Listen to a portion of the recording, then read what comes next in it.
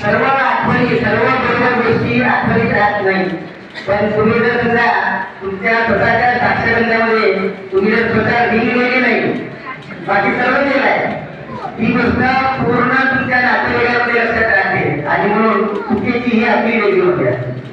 यानंतर आपल्या येथील माजी विद्यार्थी प्रतिनिधी म्हणून उपस्थित मुलाताई करोडे यांचं स्वागत आपल्या महाविद्यालयाच्या प्राचार्य मुलांकडून करतील अशी मी त्यांना विनंती.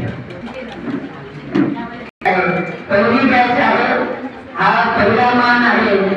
ज्यावेळेस अजिबात कोणाचा विश्वास आमच्या